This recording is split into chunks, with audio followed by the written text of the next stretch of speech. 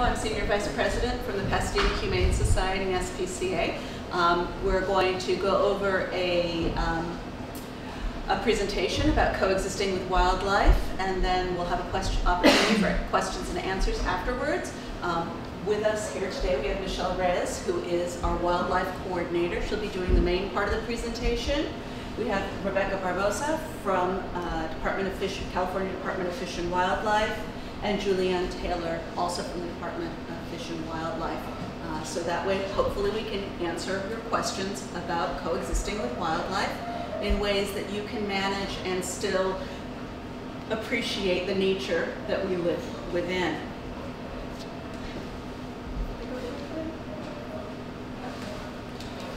I just blacked out everything. So to start with, I'm going to introduce you to who we are. We're the Pasadena Humane Society. We offer animal control services for 11 cities. We offer a vast array of services to the region, including adoption. We are dedicated to promoting animal welfare, be it domestic or wild.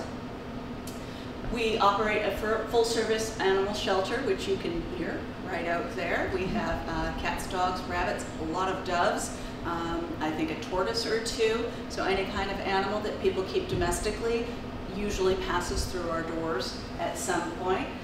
We have been in the San Gabriel Valley. We were incorporated in 1903. We have been in existence since the late 1800s, I believe about 1880.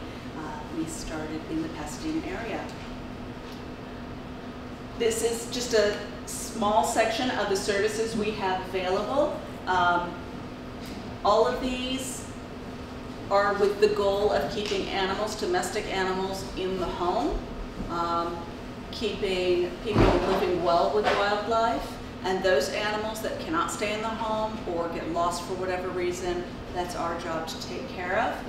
We offer wellness services, which includes low-cost vaccines. We're now offering the canine influenza vaccine at a very discounted rate. We are the only wildlife rehab animal shelter, and we do more of a triage type where we bring in sick or injured wildlife. We assess to see their health and if they can be rehabbed. If they can be rehabbed quickly, we send them out after they receive some care. Otherwise, they go to other licensed rehabbers then to be released. Animal control services, what we do and what we don't do.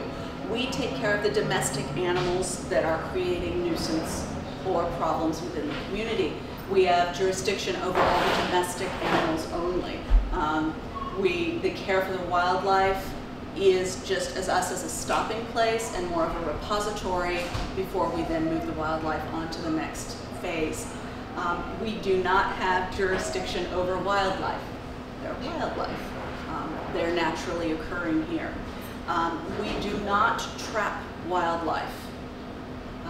We do not pick up trapped wildlife unless the animal is sick or injured, or it has been bitten, or it has bit either a domestic animal or a human being. Those are the wildlife that we will deal with. But when it comes to a perfectly healthy, like if somebody calls us up and says, I have a perfectly healthy skunk in a trap, we are going to say, please open that trap and let the skunk out of the trap, because that is the legal and the appropriate response to that. If they are scared to do that, we will one time send an officer out to assist them and walk them through being able to release the skunk from the trap. And we'll also have a conversation about why are you trapping, because oftentimes we can assess the situation, and if there's something going on in your backyard that's attracting unwanted wildlife, we can work with you to figure out what's going on and set up some deterrents so you can go ahead and make sure that the wildlife isn't, pulling up your sod or different things that you don't want. Some people like to have their backyard be a corridor, a wildlife corridor. They'll do some squirrel and possum and raccoon watching in the afternoon and bird watching during the day.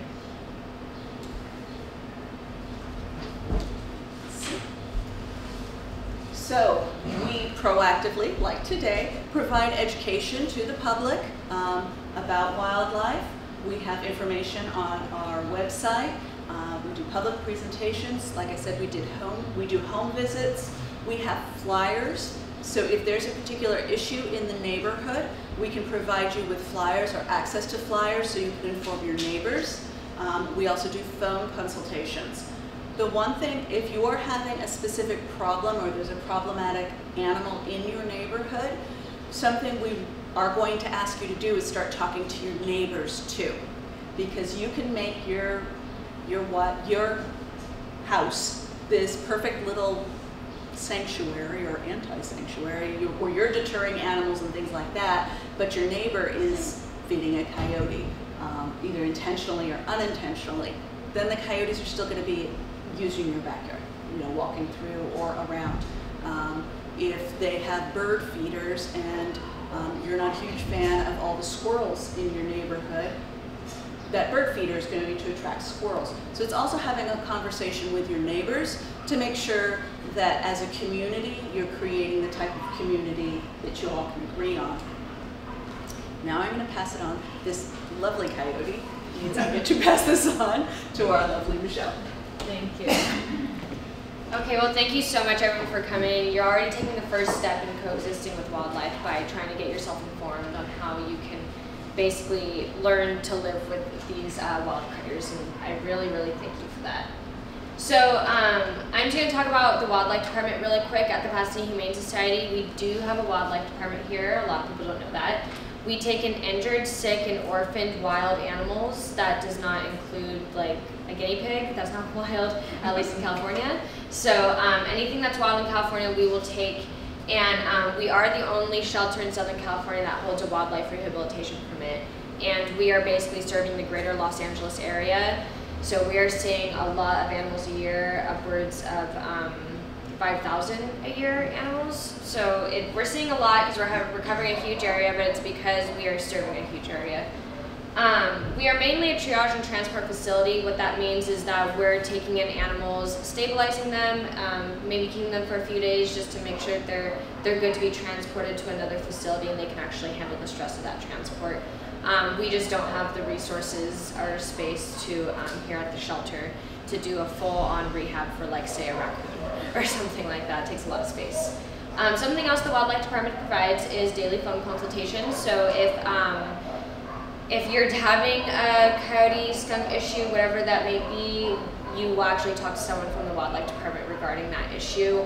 Or if you're like, I found a baby squirrel, I have no idea what to do, you call us and we'll walk you through on maybe how to reunite or if that animal needs to be brought in for rehabilitation. There we go. So first, I need to talk about baby animals because it is the season right now and we are seeing tons and tons of baby animals. Just because it's a baby doesn't necessarily mean it needs to be rescued. Unlike humans, animal parents actually do purposely leave their babies around sometimes. So just because there's no adult around doesn't mean you need to intervene. So we have these flow charts online. So if you do find a baby bird or a baby mammal, which will be my next slide, you can definitely go online onto our Facebook page or our website to access these flow charts so you can kind of see where you need to go. But essentially, just like any flow chart, you start at the top. Is the bird feathered? If he is, this is usually the case that most people see. If he is, then you ask, is he safe from cats, dogs, or people? No, then you can put him in the bushes or a tree limb or make a fake nest nearby. And a fake nest you can actually do by maybe, say, an old tissue box. You can cut off the top, put a towel in there, put your baby bird in there, and put it up high where maybe cats or dogs couldn't get to him. Essentially what we're trying to do is just try and keep him out of the direct view of predators. And from observing from a distance, do you see parents flying around or any adult bird that looks like that baby bird flying around? If so, then leave him there. You may not, if mom's really good, you may not see her actually feed the baby bird because she doesn't want any predators knowing where her baby is. But if you see an adult bird flying in the vicinity of where you put the baby, then we'll assume that baby's getting fed. The other scenario, if a baby bird is not feathered and you see a nest, put him back in the nest, but if not, make the substitute nest again. And then again, just observe if parents are nearby. If there's no parents nearby, or there's nowhere to place the baby, then definitely contact us and we can walk you through maybe what the next steps would be, or most likely he'll need to come in for rehabilitation.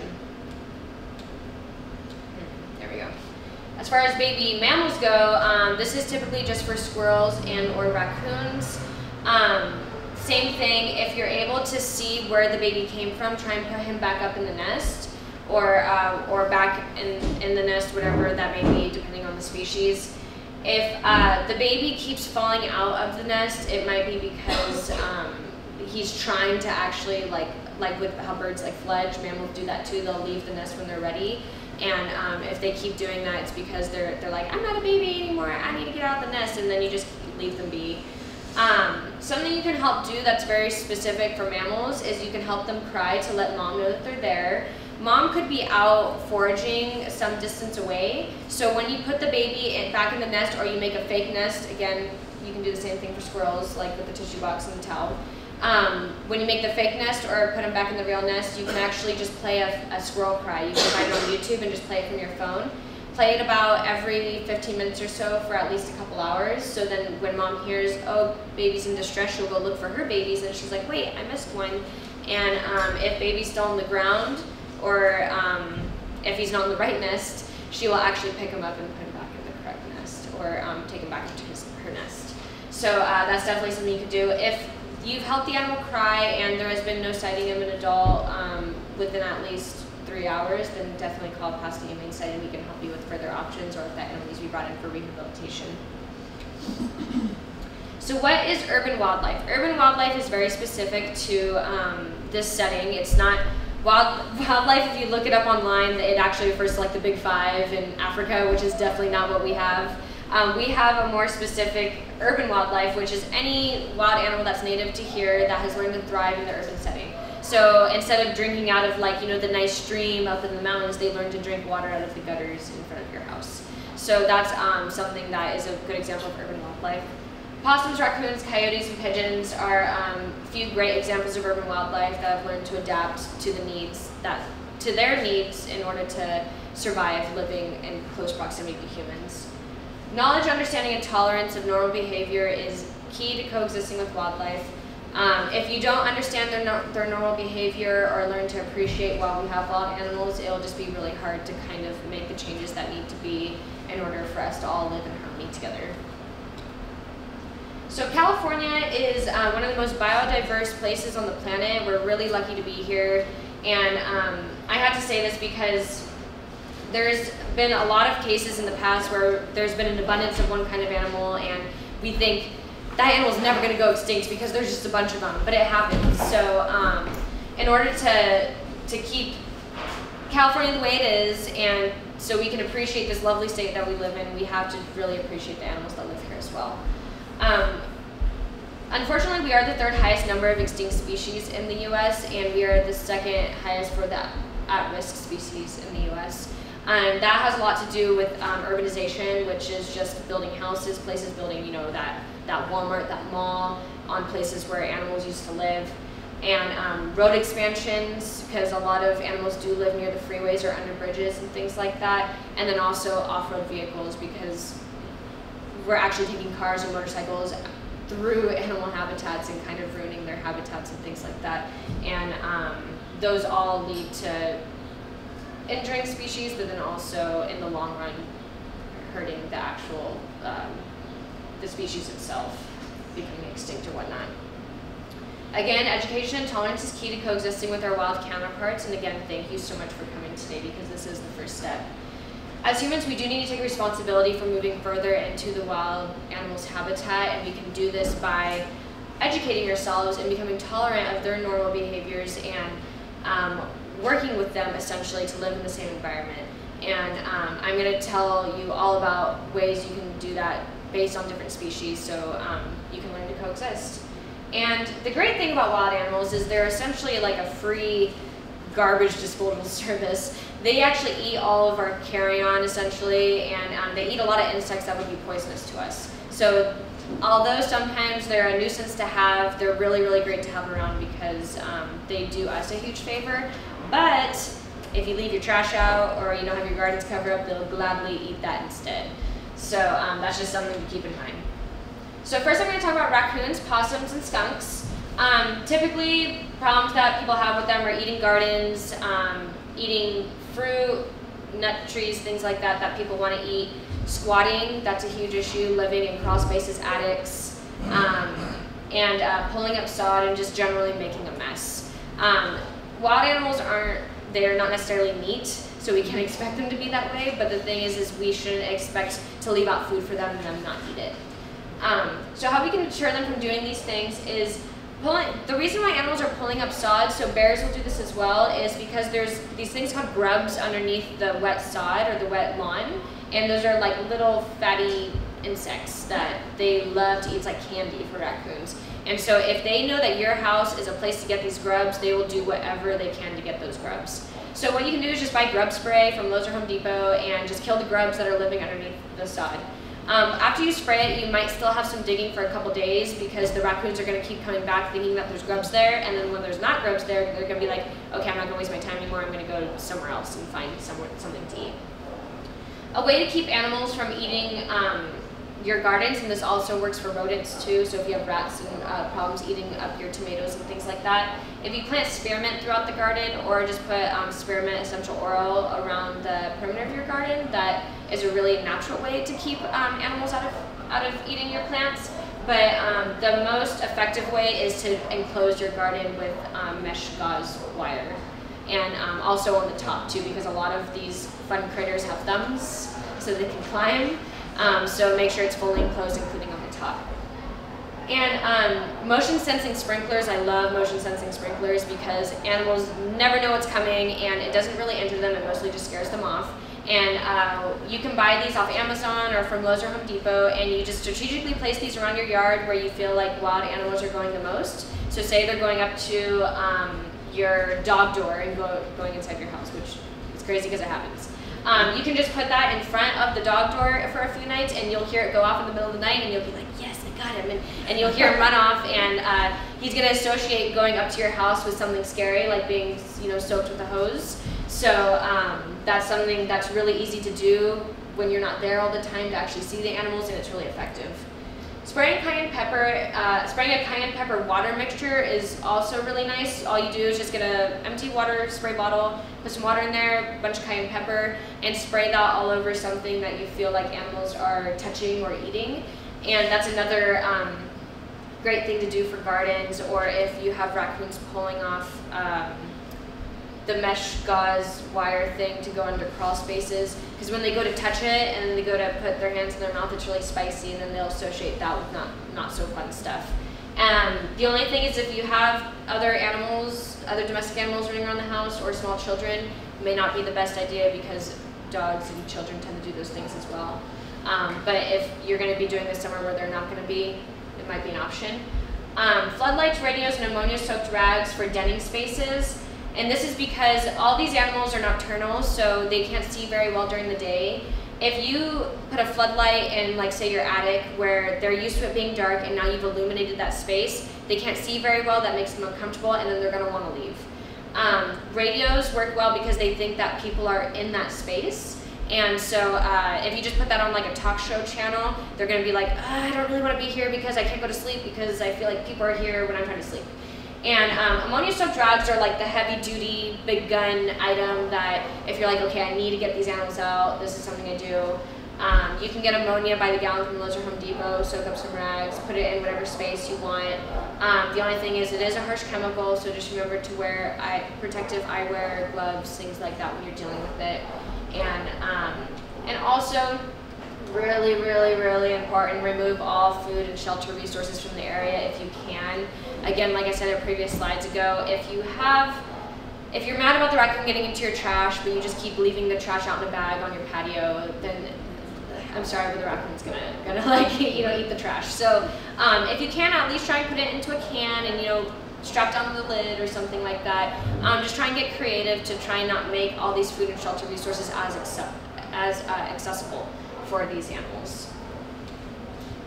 Squirrels and other rodents, so mice and rats typically, what they'll usually do is chew on patio furniture, wires, fencing, and then they'll eat gardens or your fruit trees or your nut trees. And that can get really irritating because you thought you know, we're going to be able to have these plums today, but they all have just one little bite out of all of them.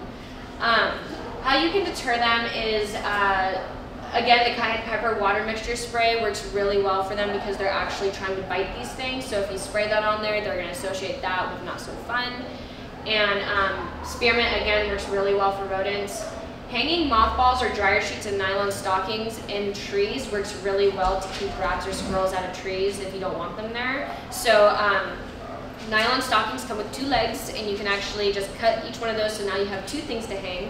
And if you stuff those with dryer sheets or mothballs, you can just hang them throughout the trees, and squirrels and rats don't like the smells of those, so they just will move their home somewhere else. Really easy, really effective. Again, mothballs is a pesticide, so make sure you're wearing gloves and protective equipment when you're handling those things. Wrap the base of trees in sheet metal at least 6 feet high if you don't want squirrels going up into the trees as well. Sometimes may not be the nicest looking thing, but it's really going to be the most effective way to keep any animals from going up in the trees, whether that be raccoons or, raccoons and squirrels mostly. And it has to be at least 6 feet high because those squirrels can actually jump very high. So you can't just, you know, do a little little mini sheet on the bottom. It has to be at least 6 feet. And trim your trees that are overhanging your house, because that's why I get a lot of calls on a lot, is squirrels pulling up the shingles of homes or just destroying the roof and things like that. But if you have trees that are overhanging the house, that's like the super highway for them to get onto there. So if you don't want them to be on your roof, then just trim back the trees just at least that are going over the roof, and that'll solve your problem. How far back? I would probably say at least 5 feet. At least. And remove all food and shelter resources. So this is really fun because it's like, oh, I get to feed the birds, which we don't usually recommend because bird feeders spread a bunch of disease. But if you must, get bird feeders that squirrels cannot get to or rodents cannot get to, and that's because they love seeds as well. So if you're having a problem with squirrels, just maybe try and remove the bird feeder or get a squirrel-proof bird feeder. And also, like I mentioned, is birdseed attracts rats as well, and rats attract a lot of other animals, including coyotes, raccoons, snakes. So if you have a problem with either of those animals as well, it might be taking away your bird feeder might actually solve that issue. What about rats? To get rid of rats? To keep them away from the seed? To keep them away from the seed? Keep them away from the trees and the wood. Yeah, so that same thing as with the squirrels. So trimming trees back, putting the sheet metal on the base of the tree, and hanging mothballs and dryer sheets throughout the tree. That'll usually keep them away. Or if you know that they're chewing on one thing, you can just spray the cayenne water mixture on whatever they might be chewing on. Yeah. We have a problem. There's a wire, probably a telephone wire, comes from a post, power pole, through our fruit trees. Okay. To the side of the house, and they use that as a highway. Is there like a rat shield that you can put around? Yeah, but the issue is that that's the jurisdiction of if it's electricity or phone, you'd have to figure out what company owns those telephone wires in order for you to do something to those wires. But the least that you could do for now is just hang stuff in your trees and then try and contact whatever company those wires belong to see what they can do about it. Oopsie. Okay, so deer and peafowl. I have to talk about this because of where we live. We do have a lot of issues with these 2 animals. So typically what they're doing is eating gardens like this nice fella is doing here, and jumping on cars. Peafowl love to look at their reflection. So usually what they'll do is, and it's really cute because, well, kind of not cute, but they'll kind of be looking at their reflection and give their self-attitude. But the other thing is giving them self-attitude because it's their reflection, and they get all mad and they try to, attack the reflection, but it's really damaging your car or your window. So of course we don't like that, and I'm going to talk about some things that you can do to keep these 2 guys from doing that. So again, removing all food and food sources if possible. If you cannot remove your garden or you really want your garden, then just enclose it again in the mesh wire and nothing can get inside there. You can plant plants that these animals don't like, and we do have a whole brochure regarding peafowl, different flowers and things that peafowl don't like, because typically what happens is they're going and eating just a specific plant, and if you just remove that plant and replace it with something that's bitter to them, they will just not want anything to do with your property. Spraying a hose or setting a motion sensing sprinkler, peafowl hate water, so if you do see a peafowl looking into your car or into your window, go out there and spray them with the hose. If you can't be there, all day and you want to get rid of them, then set up the motion sensing sprinkler because it'll do the job for you while you're not there. For the meantime, if you're having a really bad issue with peafowl and they're jumping on your window or something like that, just cover it up until you can set out deterrents like the motion sensing sprinkler or removing food items until you can get those things done, because they'll just sit there all day, those poor things, and look at the reflection. So just cover it up for the meantime. And deer are really pretty and they're really fun to look at, but do not try to hand feed anyone, and don't be even leaving out food for anyone because it does cause more issues in the long run. The urban setting is like a smorgasbord for wild animals, okay? Trust me, they're not starving. There's plenty of food items. You don't need to be leaving out food for them. And it creates issues from not as dangerous animals like deer and peafowl, where you may like having the deer or peafowl in your yard, but your neighbor might not, and then they might take, call pest control or something like that, which is not something that we want for our wild animals. But regarding, maybe coyotes or raccoons or things like that, there is a danger to yourself or your domestic pets. So just try and refrain from feeding the wildlife, please. That's what I'm trying to get at. Black bears, mountain lions, and bobcats. Again, keep them wild. Do not leave food out for them. Once they associate you with food, it's really hard to that idea for them. And so regarding these three guys, they're typically fearful of humans, but if you do something where they feel like you're their friend, like giving them food, then this kind of breaks down the barrier for them. And and then they'll keep coming back to your house and doing this thing. So things that you can do is stashing your food in your garbage. Like I keep referring to the trash, but it's a huge issue. Get bear-proof trash cans if you can. Clean up barbecues and move them inside if you can. If you cannot move barbecues inside, then at least cover them up with a tie down around the inside so they can't just go underneath the cover and get the barbecue. And if you do need to leave pet food outside, leave it in an airtight container that is maybe strapped down to the ground.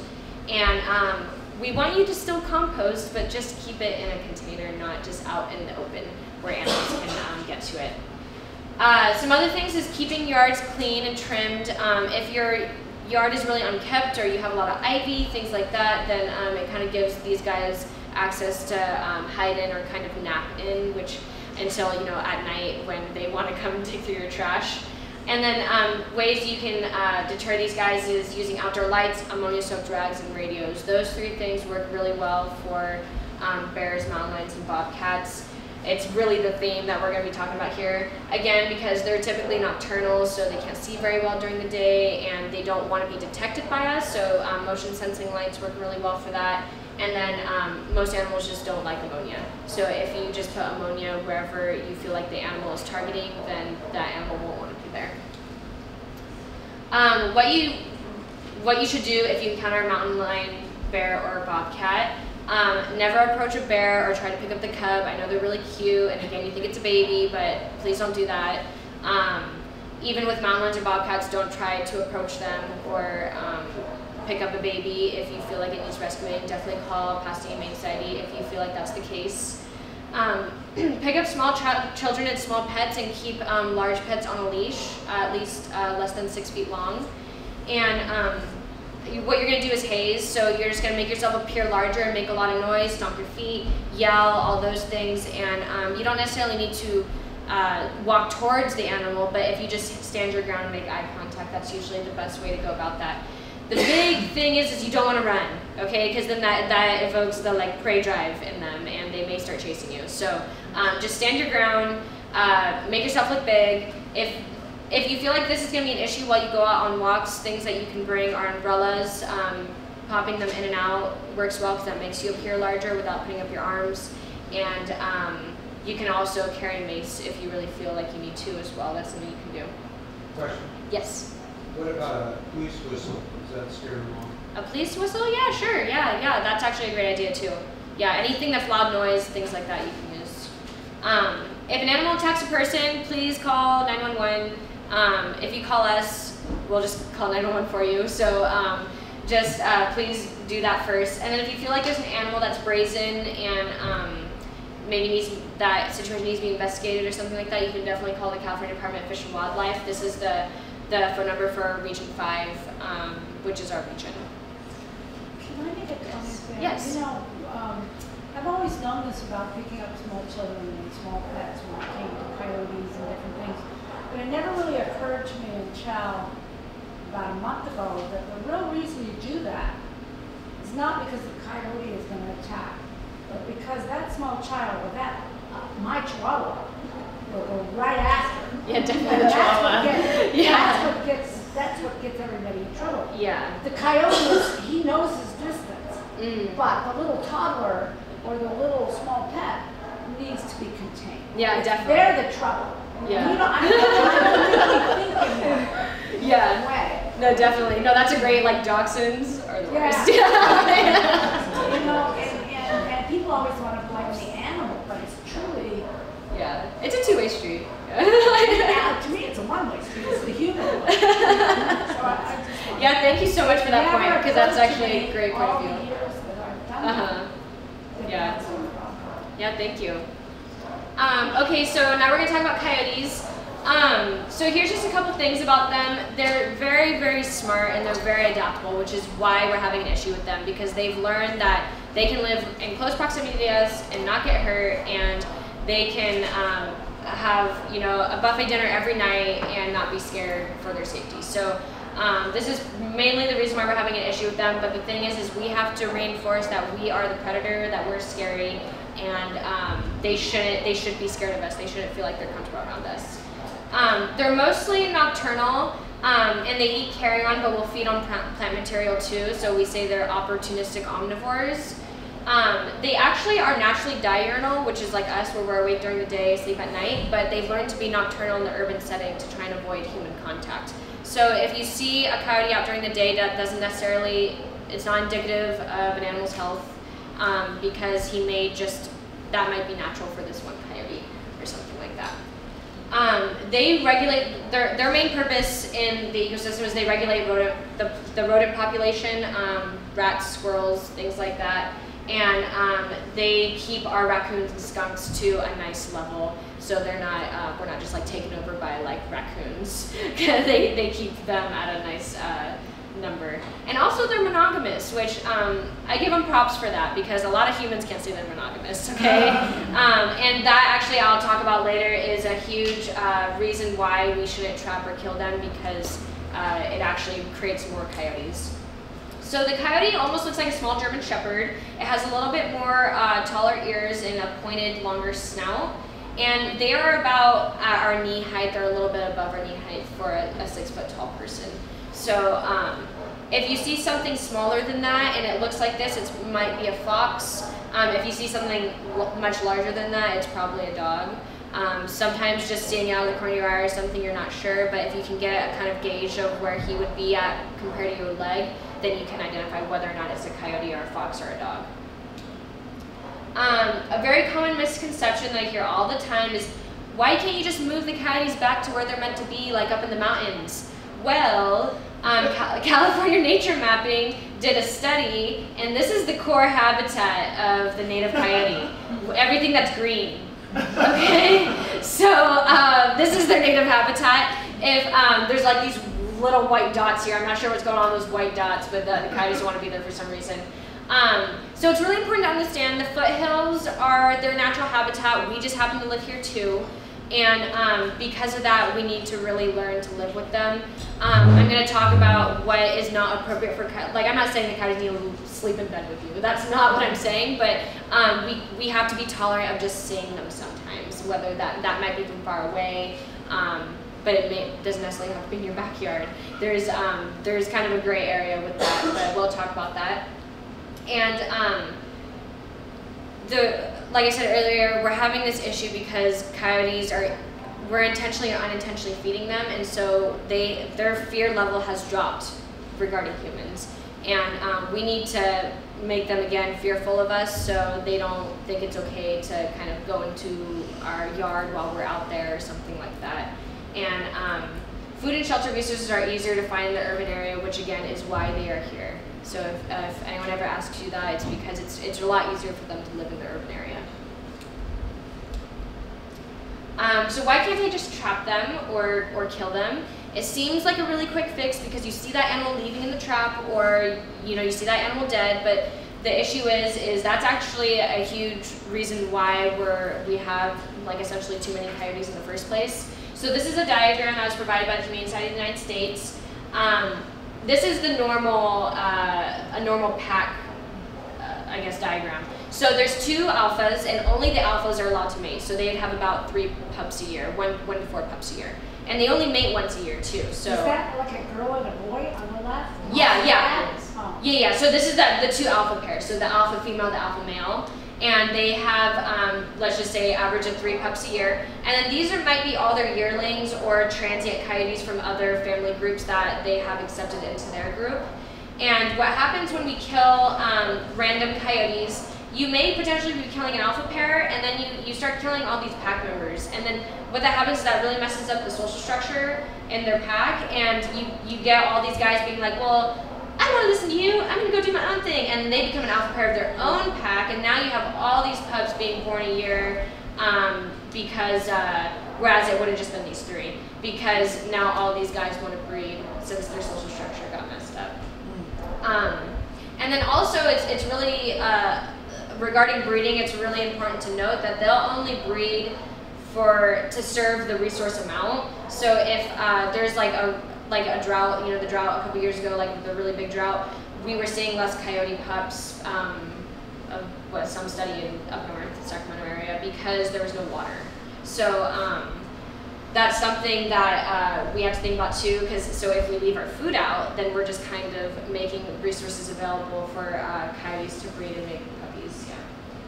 I kind of felt like there might be a little bit more sighting of coyotes because I felt like some of them were kind of like moving down from the foothills a little bit. I mean, they don't bother me at all, but yeah, I thought when the rains came, I thought, oh, well, good, maybe a few of them, they'll spread out a little bit more. No, yeah, I mean, the thing is like the California picture, you're just seeing more of them. You might happen to be seeing more of them, and Elizabeth got a good point earlier, is now with social media and the internet, if your neighbor sees a coyote and posts it online, now you're like, oh, there's a coyote in the area, whereas now you would have never known that there was a coyote in the area, so that might be a thing too. But I mean, they're not gonna move back up to the mountains because there's water, because again, the urban area is much easier for them to live in. So as long as we don't provide food or shelter or water resources, then that's how we kind of move these guys to the outskirts of the urban area again. And then again, trapping mainly is not humane.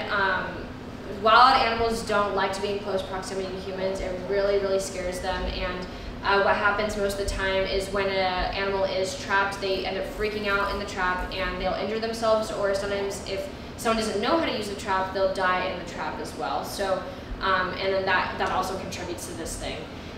So really don't trap. There's other options, which we've talked about already. There's humane deterrence or humane exclusion that you can use instead of trapping or killing, or putting out pesticides, things like that.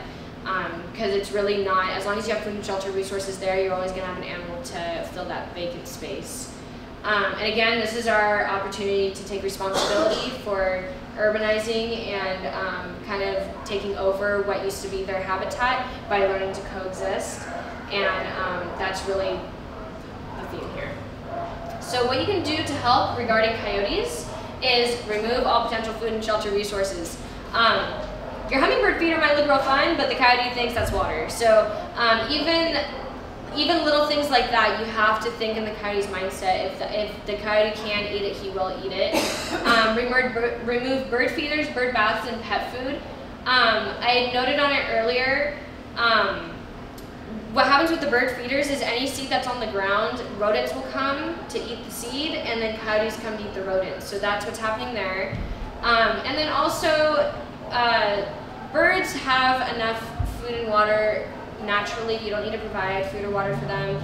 Bird feeders do spread a lot of disease within birds and sometimes kill them. So it seems really fun, but you can plant things in your yard that they can eat naturally rather than artificially like a bird feeder. Securely contain compost garbage in gardens, again by using mesh wire or putting it in like some sort of trash can at night that's secure. And clean barbecues, because it doesn't seem like it's that appetizing to you, all the burnt chicken or whatever that's on your barbecue, but a coyote is gonna love that. So clean it up, put a cover on it, or bring it inside if you can. Keep yard clear of overgrown plants, trim bushes at least 1 foot off the ground, and close off crawl spaces. This is all the shelter stuff I keep saying. So the reason why you want to clear your yard is because we don't want anyone hiding in your yard.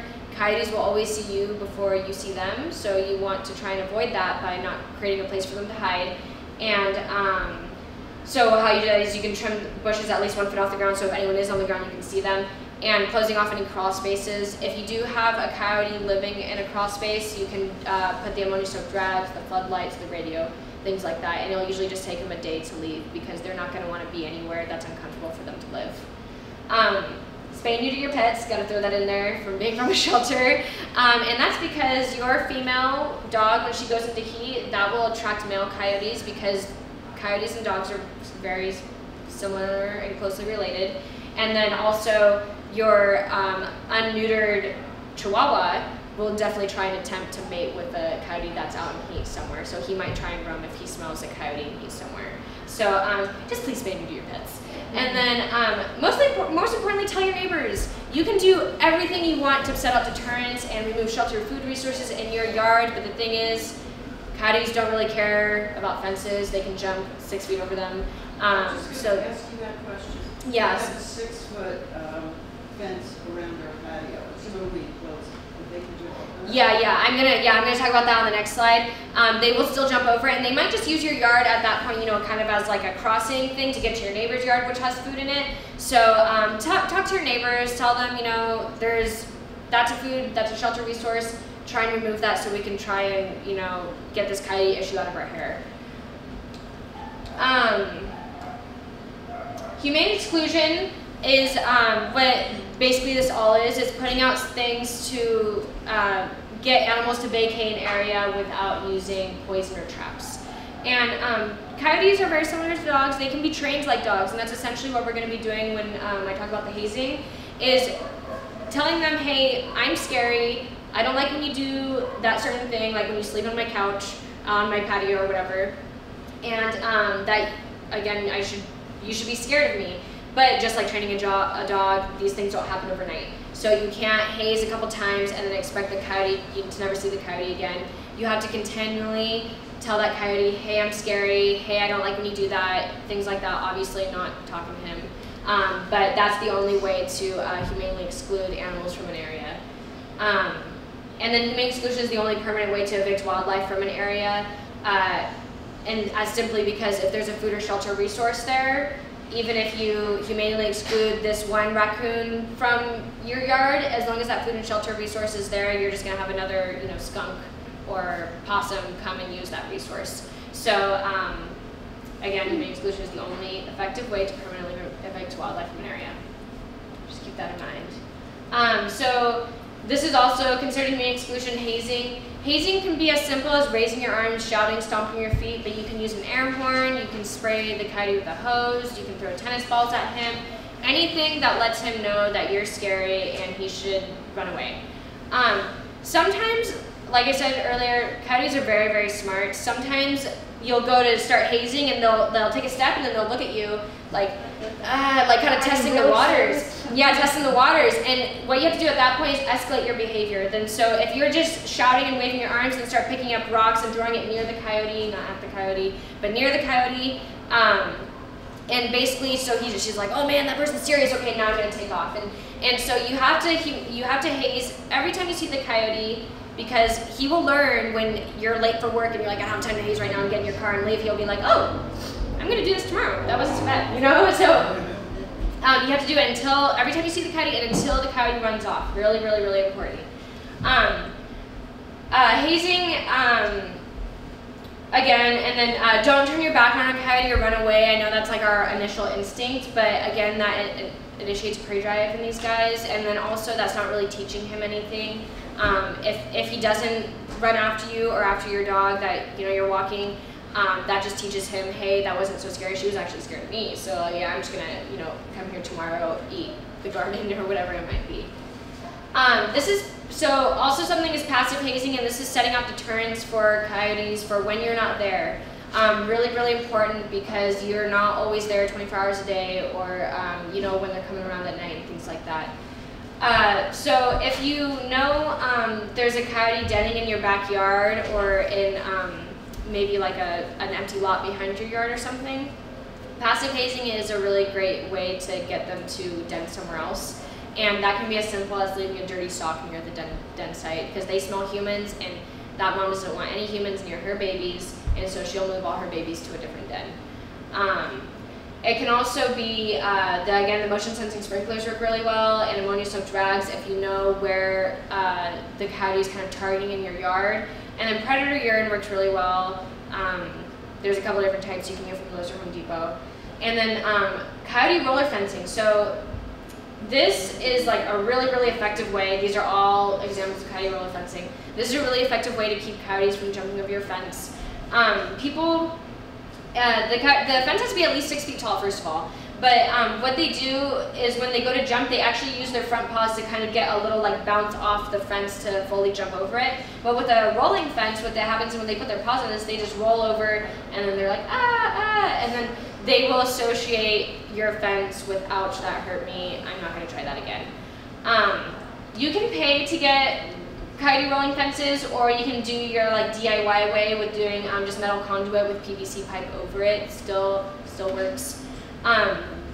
Something else that's really important about fences is chain link is not the best option, but if you have to have it there, then you're gonna have to have it there. But ideally we want at least 6 feet tall non-visual fencing, so that could be wood fencing, cinder block, whatever, because it's not as tempting for the coyote to want to go over your fence to sniff whatever it might be over there if you can't see it.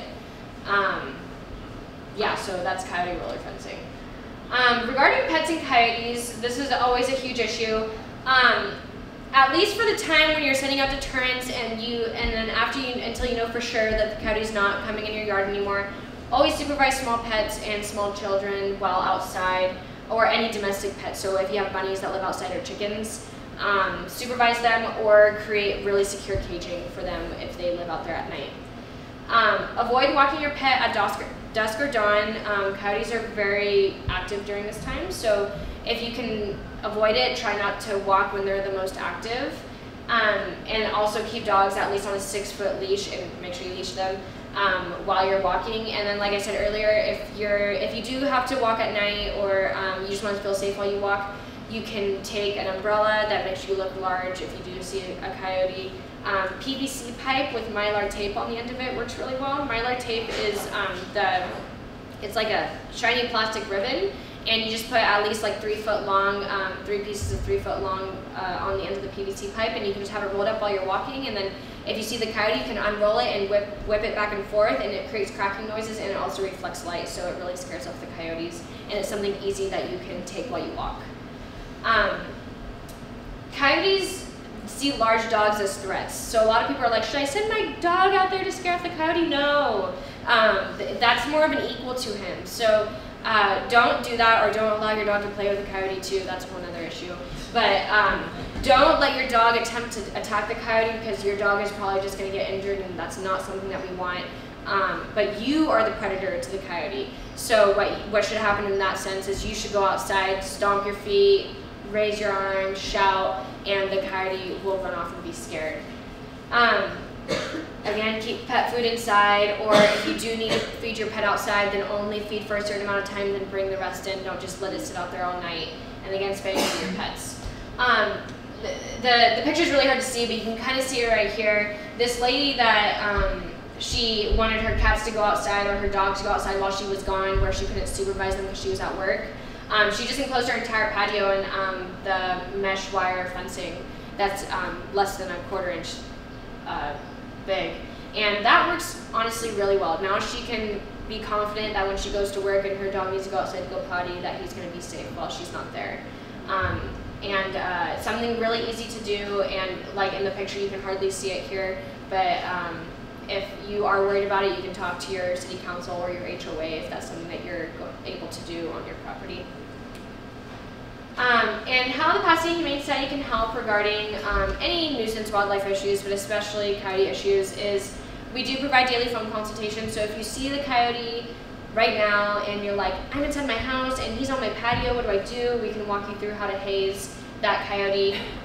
We can provide property assessments if you're like, I feel like I've put out all the deterrents, there's no food on my property, can you guys come out here to help me out? We will send an officer out there to look at your property to see, oh, you know, it's actually because your neighbor is leaving out pet food all day, you know, something like that. So we can help in that way. And then we do provide these presentations, so we can do them here, or if your HOA wants to host one, we can come out to you and provide a presentation as well. And then our website's really awesome and has a bunch of information on it. So if you're like me and you don't want to try other options before calling someone, you can look online to find all this information as well. And it's really fun because we have all these cute little easy diagrams so you know what you're going to be reading on. And I gotta say, if anyone is in immediate danger or is being attacked, please call 911. If you are concerned about a brazen coyote or really any brazen large carnivore type animal, call the California Department of Fish and Wildlife. Here's their number. Again, this is the same number from earlier, Region 5. And for more information regarding coyotes, ProjectCoyote.org and the Humane Society of the United States have a bunch of information online, and they serve as great resources, so you can definitely check out their websites as well. And here's our contact information. So if you want to get in touch with someone, whether it be wildlife or an officer, you can contact dispatch. So it's just our regular Pasadena Humane Society number, and there's dial 102 at the prompter that gets you in touch with dispatch. And then again, the number for Fish and Wildlife is there as well. Okay, now I'm going to give it back over to Elizabeth, and we will do a Q&A session right after this. Okay. Michelle did an excellent job. I want to thank her. And ways you can help. The Pasadena Humane Society, we are a private nonprofit. We have animal control contracts with 11 cities. The animal control contracts cover the cost of animal control and housing animals for the stray period only. Everything beyond that, including classes like this, the wildlife program, are donor supported, so you can help us out in a few ways. You can adopt our animals. They come spayed and neutered, so you don't have to worry about that. You can volunteer to help here. A lot of volunteers find a lot of fulfillment, especially people who maybe aren't able to keep pets at home. They can have, I believe, 174 cats and 98 dogs we have right now. And they can all be your pet legally for the time you come visit. And if you can't volunteer directly with animals, we have volunteer opportunities throughout. You can become part of our Speakers Bureau. You can be a representative for us. We even have people who come and do laundry for us on Sunday. I wish they would do my laundry, just for dogs and cats. And last but not least, of course, donate. Over 50% of our budget comes from the generosity of individuals. So we really appreciate that. And with that, I will open it up for questions for our panel.